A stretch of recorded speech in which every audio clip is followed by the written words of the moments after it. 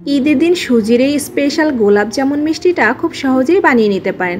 খেতেও যেরকম টেস্টি হবে আর বানানো কিন্তু খুবই সহজ। আসসালামু আলাইকুম everyone, welcome back to my channel.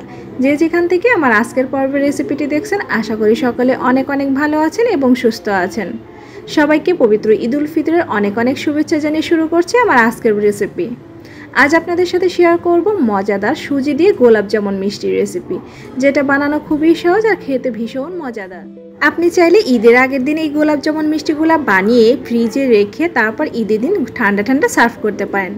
তো চলুন রেসিপিটি দেখে নেই। প্রথমে একটি প্যানে দিয়ে দিচ্ছি আমি 1 কাপ পরিমাণ চিনি, আর সেই সাথে দিয়ে দিচ্ছি 1 কাপ পরিমাণ পানি।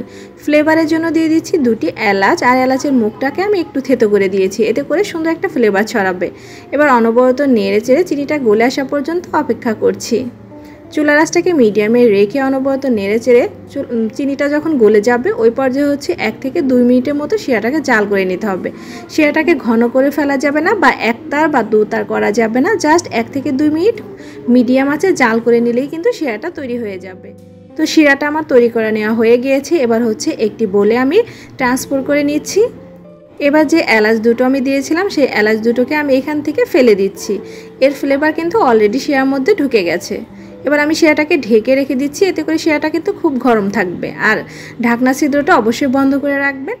এবার চুলায় প্যান বসিয়ে নিয়ে নিচ্ছি 1/2 কাপ পরিমাণ সুজি। চুলার আঁচটাকে একদম লো আঁচে রেখে এই সুজিগুলোকে অনবরত নেড়ে চেড়ে ভেজে নিতে হবে 3 থেকে 4 মিনিট। একদম হাই হিটে কিংবা মিডিয়াম হিটে সুজিগুলো ভাজা যাবে না, তাহলে কিন্তু খুব দ্রুত কালারটা চেঞ্জ হয়ে যাবে, আবার পুড়েও যেতে পারে। তাই চুলার আঁচটাকে একদম লো ফ্লেমে রেখে অনবরত নেড়ে চেড়ে সুজিগুলোকে 3 থেকে 4 মিনিট ভেজে নিতে হবে। যখন ভাজা হয়ে যাবে ওই পর্যায়ে হচ্ছে আমি অল্প অল্প করে দুধ দিয়ে দিচ্ছি। আমি এখানে 1 কাপ দুধ নিয়েছি। 1 কাপ দুধটা আমি পুরোটা ঢেলে দিলাম এবং অনবরত নেড়ে চেড়ে একটা পারফেক্ট সফট ডো তৈরি করে নেব। দুধটা দেওয়ার সাথে সাথে অনবরত নাড়তে হবে, তা না হলে কিন্তু দলা পেকে যেতে পারে। আর এই ডোটা কিন্তু খুবই স্মুথ হতে হবে, একদমই কিন্তু দলা দলা থাকা যাবে না। তাই অনবরত নেড়ে চেড়ে এই স্মুথ ডোটা তৈরি করে নিতে হবে। আর চুলা আঁচটাকে একদম লো হিটে রাখতে হবে শুরু থেকে শেষ পর্যন্ত। তো দেখতেই পাচ্ছেন ডোটা আমার তৈরি হয়ে গেছে। এবার হচ্ছে আমি চুলা থেকে নামিয়ে নিচ্ছি। সম্পূর্ণ সুজির ডোটা আমি একটি প্লেটে নিয়ে নিচ্ছি। আর এ পর্যায়ে হচ্ছে হালকা একটু ঠান্ডা করে নিতে হবে, একদম বেশি ঠান্ডা করা যাবে না। এই সুজির ডোটাকে বেশি ঠান্ডা করে তারপর মথে নেওয়া যাবে না, তাই কুসুম কুসুম অবস্থাতেই এটাকে মথে নিতে হবে। সুজির ডোটা ঠান্ডা হয়ে গেলে দিয়ে দিচ্ছি 1 চা চামচ পরিমাণ গুঁড়ো দুধ, 1/4 চা চামচ দিয়ে দিচ্ছি বেকিং পাউডার, এটা ফুলতে সাহায্য করবে, আর 2 চা চামচ দিয়ে দিচ্ছি এখানে ঘি। এবার হচ্ছে হাত দিয়ে খুব ভালোভাবে মথে নিতে হবে।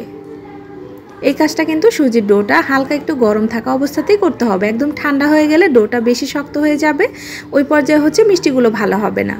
তাই গরম অবস্থাতেই, অর্থাৎ কুসুম গরম অবস্থাতেই খুব ভালোভাবে হাত দিয়ে মথে নিতে হবে। আমি প্রায় 7 থেকে 8 মিনিট খুব ভালোভাবে হাত দিয়ে মথে নিয়েছি। আর এই পর্যায়ে দেখতে পাচ্ছেন এই সুজির ডোটা কিন্তু অনেকটাই সফট হয়ে গেছে। এবার হাতে কিছুটা ঘি লাগিয়ে এবার হচ্ছে আমি এখান থেকে অল্প করে মিশ্রণ নিয়ে তারপর হাতে সাজিয়ে এরকম গোল গোল করে নিচ্ছি। আপনি যতটা বড় বা ছোট সাইজের মিষ্টি তৈরি করবেন ঠিক ওরকমভাবে ডো নিয়ে তারপর হাত দিয়ে এরকম ঘুরিয়ে ঘুরিয়ে গোল করে এই মিষ্টিগুলো তৈরি করে নিতে হবে। আর গোলাপ জামুন মিষ্টি কিন্তু গোল গোল হয়, তাই আমি গোল সাইজের করে মিষ্টিগুলো বানাচ্ছি। আপনারা চাইলে কিন্তু লম্বা করে বানাতে পারেন, কোনো সমস্যা নেই। তো সবগুলো মিষ্টি আমি একই রকম করে বানিয়ে নিয়েছি। আর লক্ষ্য রাখবেন মিষ্টির গায়ে যেন কোনো ক্র্যাক বা ফাটল না থাকে, তাহলে কিন্তু মিষ্টিগুলো ভাজার সময় ভেঙে যাবে। এবার মিডিয়াম হিটে তেল গরম করে আমি এই মিষ্টিগুলোকে ভেজে নিব। চুলা আঁচটাকে লো হিটে রেখে অনবরত নেড়ে চেড়ে মিষ্টিগুলোকে ভেজে নিতে হবে। প্রথম অবস্থায় আপনি নাড়তে যাবেন না, তাহলে মিষ্টিগুলো ভেঙে যেতে পারে। তাই এক পাশটা যখন একটু কালার হয়ে আসবে ওই পর্যায়ে হচ্ছে উল্টে পাল্টে তারপর ভেজে নিতে হবে। এরকম অনবরত নেড়ে চেড়ে গোল্ডেন ব্রাউন কালার করে এই মিষ্টিগুলো আমি ভেজে নিয়েছি। আর দেখতেই পাচ্ছেন কালারটা কিন্তু অনেকটাই সুন্দর এসেছে। ঠিক এইরকম কালার করে এই মিষ্টিগুলো ভেজে নিতে হবে, তাহলে কিন্তু গোলাপ জামুন মিষ্টির একটা কালার চলে আসবে। এবার হচ্ছে আমি তেল ঝরিয়ে তুলে নিচ্ছি। আর এই মিষ্টিগুলো কিন্তু অনেকটাই ফুলে গেছে। এবার গরম শিরার মধ্যে গরম মিষ্টিগুলো দিয়ে দিতে হবে। শিরাটা যদি আপনাদের ঠান্ডা হয়ে যায় সেক্ষেত্রে একটু গরম করে নিতে হবে। এবার নেড়ে চেড়ে ঢাকনা দিয়ে আমি ঢেকে রেখে দিব 3 ঘন্টার জন্য। হাতের কাছে বেশি সময় থাকলে সেক্ষেত্রে আপনারা বেশি সময় ধরেও রাখতে পারেন, এমনকি সারা রাত রেখেও দিতে পারেন। তো দেখতেই পাচ্ছেন আমি 3 ঘন্টা পর ঢাকনাটা তুলে নিয়েছি। আর মিষ্টিগুলো শিরা খেয়ে একদম টইটুম্বুর। এবার এর উপর আমি কিছু পেস্তা বাদাম দিয়ে সাজিয়ে দিচ্ছি। এটা টোটালি অপশনাল, দেখা সৌন্দর্যের জন্য দিয়ে দিচ্ছি। আর এই মিষ্টিগুলো ফুলে কিন্তু ডাবল হয়ে গেছে।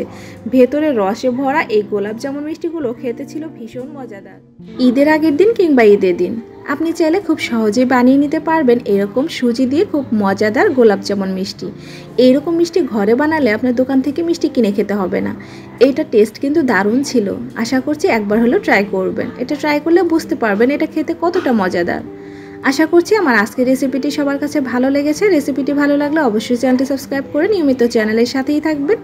সবাই ভালো থাকবেন, সুস্থ থাকবেন। সবাইকে আবারও পবিত্র ঈদ উল ফিতরের শুভেচ্ছা জানিয়ে এখানেই বিদায় নিচ্ছি। আল্লাহ হাফিজ।